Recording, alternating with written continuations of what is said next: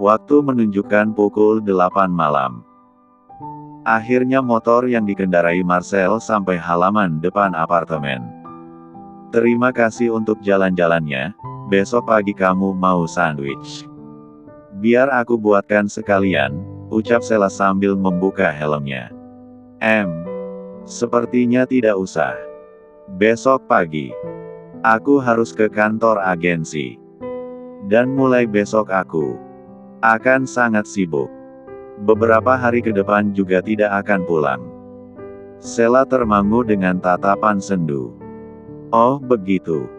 Baiklah. Ia menyodorkan helmnya kepada Marcel. Ini helmnya. Kamu simpan saja. Tidak akan ada wanita lain yang memakai helm itu kecuali kamu. Sampai jumpa kapan-kapan. Marcel tersenyum getir lalu kembali melanjutkan motornya ke basement apartemen. Sementara di sana Sheila masih terdiam sambil menatap helm hitam dengan motif bunga sakura di tangannya. Entah apa yang sedang ia pikirkan hingga tiba-tiba menitikkan air mata. Cukup lama ia mematung di sana, hingga akhirnya kaki bergerak, berbalik, melangkah menuju basement untuk menyusul Marcel. Ia menyeka air mata sambil sesegukan. Namun, baru beberapa langkah, tiba-tiba mobil sport berwarna merah berhenti tepat di hadapannya. Seorang pria keluar dari mobil tersebut. Sheila. Ya, pria itu adalah Kinos. Ia yang baru saja turun dari mobil, terlihat khawatir saat melihat Sheila menangis, hingga matanya memerah, basah. Sheila mendadak lemas. Ia hanya bisa mematung, terpaku menatap pria yang terus melangkah ke arahnya. Sementara tangan kanannya terus menggenggam erat helm motif bunga sakura pemberian Marcel. Sheila. Kinos mendekap erat tubuh Sheila. Aku sangat mengkhawatirkan kamu. Maafkan aku bersalah. Air mata Sheila tak terbendung lagi. Dalam keheningan lisannya, ia menangis, mengurai luka hati yang terasa menyayat sanubari. Perasaannya terombang-ambing dalam ketidakpastian. Dari kejauhan, Marcel menyaksikan semuanya dan di saat bersamaan ia merasa semua benar-benar hancur sebelum memulai apapun. Sorot mata dan mimik wajahnya tak bisa berbohong, luka hari ini lebih dalam dibandingkan saat bersama Aina dulu. Meski pertemuannya dan Sheila terbilang singkat. Dengan tangan bergetar, ia meraih ponselnya di saku celana untuk menelpon seseorang. Han, aku bisa minta tolong satu kali lagi. Biar aku panaskan. Sheila meraih paperback berisi makanan yang dibeli Kinos untuk mereka berdua. Ia meletakkan helm dan jaketnya di atas meja sofa lalu bergegas pergi ke dapur. Sementara di sana Kinos masih berdiri di sana. Ia mendekat, meraih jaket di atas meja. Seketika ekspresi wajahnya langsung berubah, ia sangat tahu jaket itu dan saat melihat helm di atas meja, ia sudah bisa menebak Sheila pergi dengan siapa, dan ia juga bisa menebak kenapa wanita itu menangis di lobi depan tadi. Tangannya menghempas jaket itu dengan kasar ke atas meja. Jujur ia cemburu, tetapi ia enggan untuk bertanya kepada Sheila, karena situasi di antara mereka yang sedang tidak baik. Ia pun seolah tidak mau tahu. Karena baginya Sheila adalah ujung perjalanannya. Jika dulu ia bisa mengorbankan perasaannya kepada Aina, itu karena ia belum memulai apapun, ia dan Aina tidak memiliki komitmen apapun. Sementara dengan Sheila, Kinos telah menyerahkan waktu, hati dan pikirannya meski tanpa ia sadari hati dan pikiran itu kini telah terbagi antara cinta dan keluarga. Kemelut itu tak menyurutkan keinginannya. Sesampainya di ambang pintu dapur, Kinos memandangi Sheila yang tengah berdiri di depan microwave, memanaskan makanan yang tadi ia bawa. Shel, untuk kejadian kemarin aku minta maaf. Aku tidak akan membuat kamu memahami mereka lagi, ini tentang kita, ini kehidupan kita. Meski tanpa restu mereka sekalipun, aku akan menikahi kamu secepatnya. Tubuh Sela membeku, raut wajahnya berubah sendu, segurat kegelisahan tergambar jelas di sana. Ia tidak tahu harus bahagia atau apa, yang jelas saat ini ia bingung dengan perasaannya sendiri. Perlahan Kinos mendekat, memeluk Sela dari belakang. Kita siapkan pernikahan kita secepatnya. Aku tidak akan memikirkan restu keluargaku lagi, aku hanya ingin bersamamu saja. Sela berbalik badan, menatap Kinos. Apa seperti ini caramu menyelesaikan masalah kita? Aku tidak meminta kamu untuk memilih salah satunya, bagaimana jika ibu kamu? Set. Kinos meletakkan jari telunjuknya di depan bibir Sela. Aku terlanjur mencintaimu sedalam ini. Setelah kita menikah, aku yakin mereka pasti bisa menerima kamu dan hubungan kita. Kamu masih percaya kepadaku, kan? Sela termangu dengan mata memerah berkaca. Sungguh situasi ini menyiksanya semakin dalam, tetapi ia tidak mungkin berkata tidak. Ia telah berjanji untuk menuruti semua keinginan Kinos dan ia bahkan berjanji untuk mengabdikan dirinya kepada pria itu. Melihat Sela terdiam, membuat Kinos bergerak cepat, mengambil cincin yang malam itu tidak sempat ia berikan kepada Sela. Cincin ini sebagai bukti keseriusanku, kamu akan berada di sisiku selamanya, Sela. Ia meraih tangan Sela, memasangkan cincin tadi ke jari manis wanita itu. Sementara Sela sendiri hanya bisa pasrah, ia tidak mengatakan apapun, tidak ekspresi apapun, hening dan terjadi begitu saja. Namun, sanubarinya berteriak keras menolak segala keputusan yang logikanya jalani sekarang. Setelah cincin tadi terpasang, Kinos membawa Sela ke dalam dekapannya. Ini awal dari kebahagiaan kita. Aku sudah berjanji dan mulai sekarang, bahagiamu adalah tanggung jawabku. Air mata Sela tak terbendung, kedua matanya terpejam seiring dengan kedua tangan yang tercengkram erat. Ya, kondisi hatinya tidak baik-baik saja, tetapi ia tidak bisa menghindar meski satu langkah pun. Seharusnya saat ini aku mengikuti alur yang kamu buat, kan? Tapi kenapa aku malah memikirkan dia? Apa yang harus aku lakukan Ki, batinnya. Sementara di tempat lain, Aina terlihat bingung saat melihat Marcel yang baru saja tiba menyeret koper, masuk ke dalam rumahnya. Marcel, kamu mau kemana? Aina terus mengikuti langkah pria bertato itu hingga ke ruang tamu rumahnya. Bukannya kamu berangkat ke Paris, awal bulan depan? Ya, aku cuma mau pindah. Marcel tersenyum tipis sambil sedikit mendongak menatap Aina. Arka sama nenek mana? Oh, Dika. Kau sudah datang. Arhan berjalan menghampiri istrinya dan Marcel sambil menggulung lengan bajunya. Kita berangkat setelah makan malam, santai saja dulu. Sebenarnya ada apa sih? Ada yang kalian rencanakan tapi aku tidak tahu. Aina menyolek lengan suaminya. Mas, apa sih? Arhan berdecak sambil mendekat ke telinga Aina. Perasaanku bilang dia sedang tidak baik-baik saja. Coba kamu tanya, dia. Tidak mau jujur padaku. Ia kembali menjauhkan tubuhnya, beralih menatap Marcel yang sedang duduk di sofa. Aku akan menyelesaikan beberapa pekerjaan di ruanganku. Tunggulah sebentar di sini, mengobrol dengan Aina. Baiklah. Terima kasih, aku hanya bisa mengandalkan kamu sekarang. Kata Marcel dengan kepala tertunduk. Jangan sungkan. Arhan menepuk bahu Marcel lalu melanjutkan langkahnya menuju ruang kerja yang tak jauh dari sana. Aina duduk di hadapan sahabatnya itu.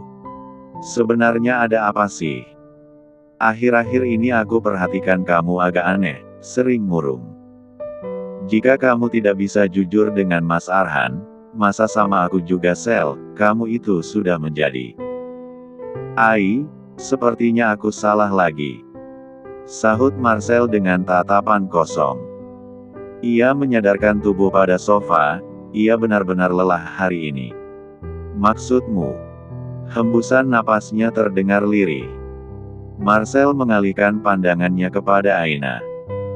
Ia merasa tidak bisa menanggung semuanya sendiri. Dia hanya punya Aina, Arhan dan keluarga Hardiansyah sekarang. Aku mencintai seseorang lagi dan aku salah menempatkan perasaan lagi. Kenapa aku selalu seperti ini? Melihat raut wajah Marcel membuat Aina terenyuh. Terakhir kali ia melihat Marcel seperti sekarang adalah saat pria itu mengakhiri perasaan kepadanya saat di rumah sakit. Dan Aina sudah bisa menebak siapa yang membuat sahabat seperti ini. Kamu begitu menyukainya.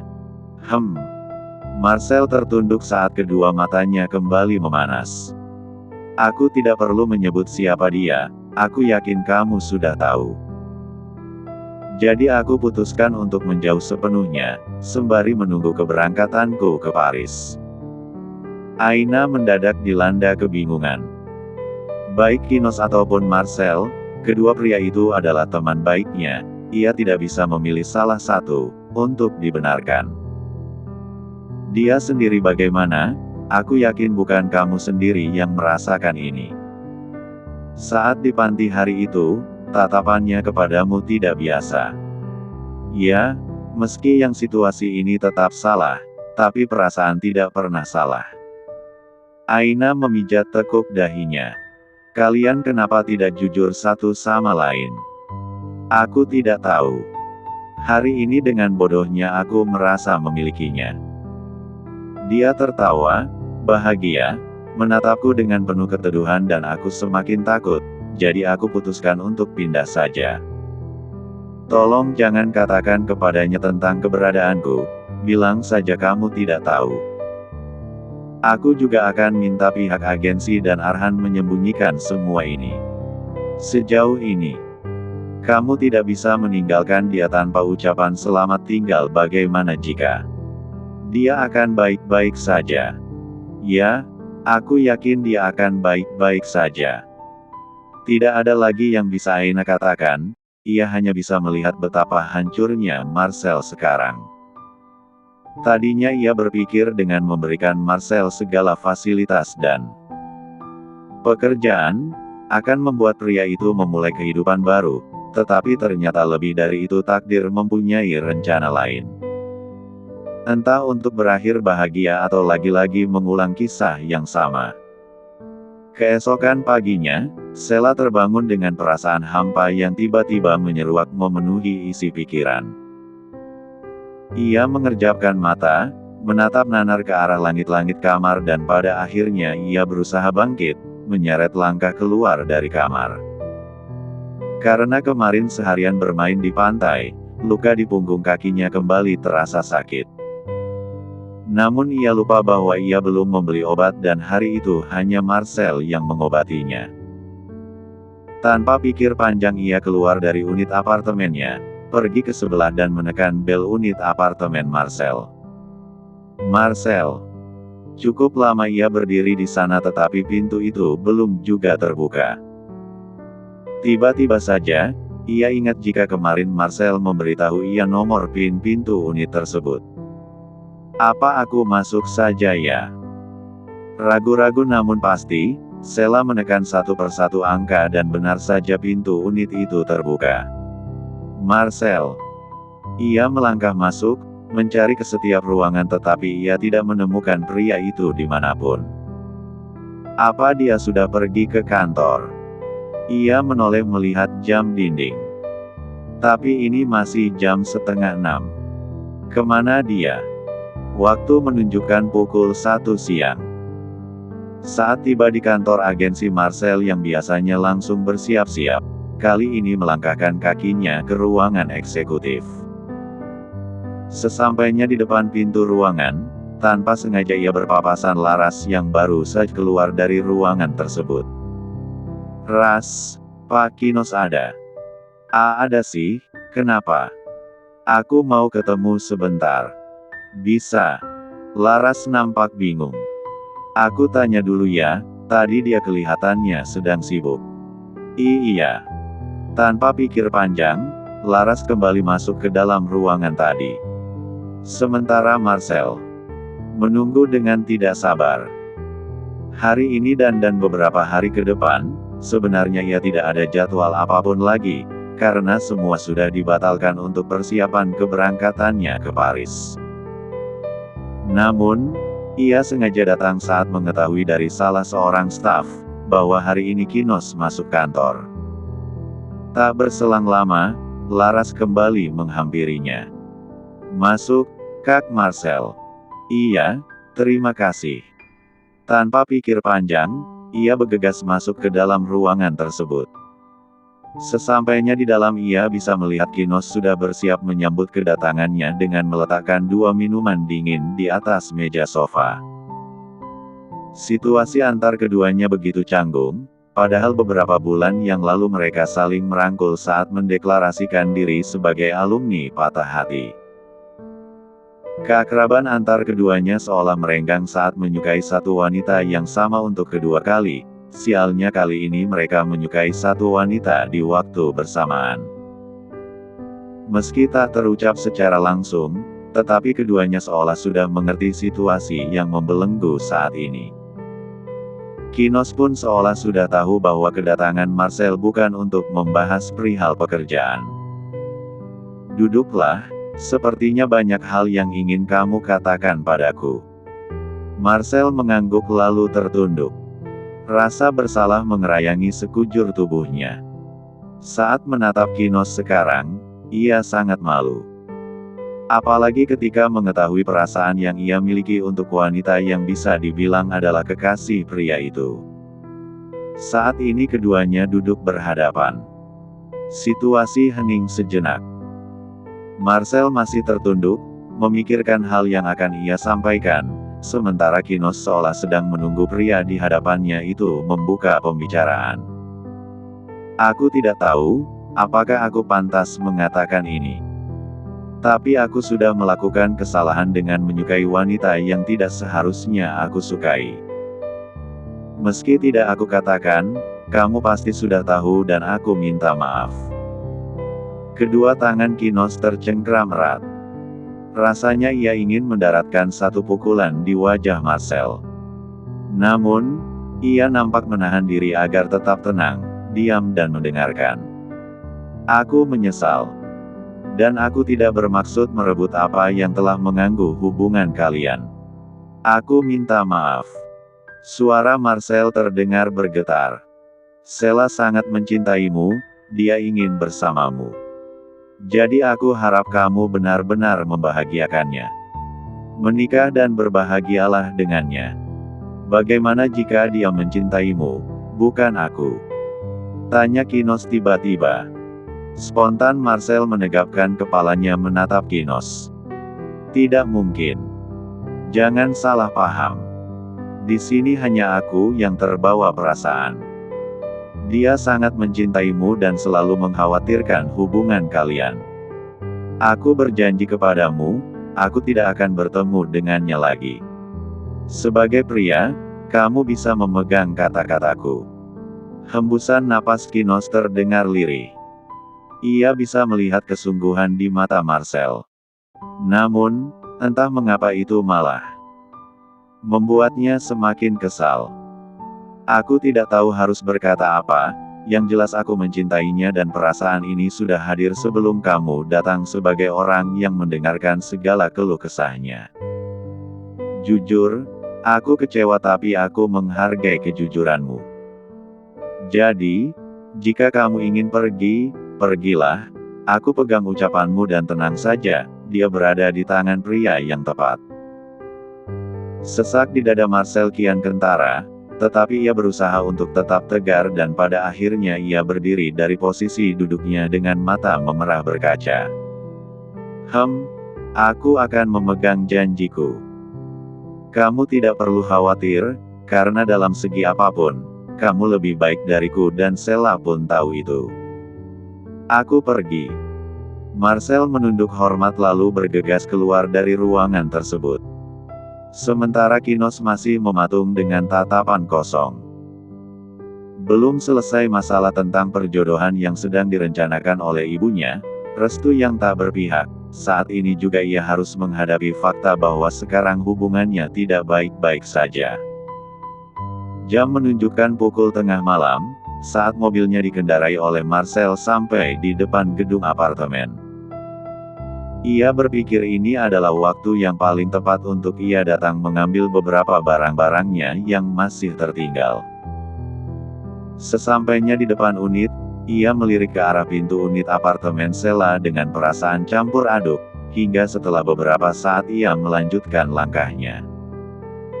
Namun, sesampainya di ruang tamu, langkahnya terhenti saat mendapati Sheila sedang tertidur di dalam sofa ruang tamunya. Apa yang dia lakukan di sini? Perlahan ia melangkah mendekat, menatap wajah cantik wanita itu dengan lekat. Seharusnya kamu tidak mencariku lagi. Karena aku telah menodai pertemanan kita. Aku tidak bisa menjadi pendengar yang baik untukmu. Hiduplah dengan bahagia dengan kekasih sejatimu, Sheila. Aku mohon kamu harus bahagia. Tanpa Marcel sadari, air matanya mengalir dari sudut mata, hening tanpa suara yang bisa mengganggu tidur Sheila. Namun, di tengah keheningan itu, tiba-tiba tubuh Sheila menggeliat, matanya mengerjap. Secepat kilat, Marcel beranjak. Bersembunyi di balik tembok pembatas ruangan. Jantungnya berdebar-debar, hampir saja ketahuan. Sementara Sheila yang baru saja terbangun, segera bangkit dari posisi duduknya.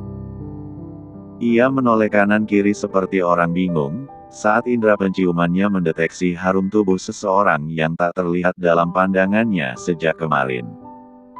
Marcel, kamu di sini.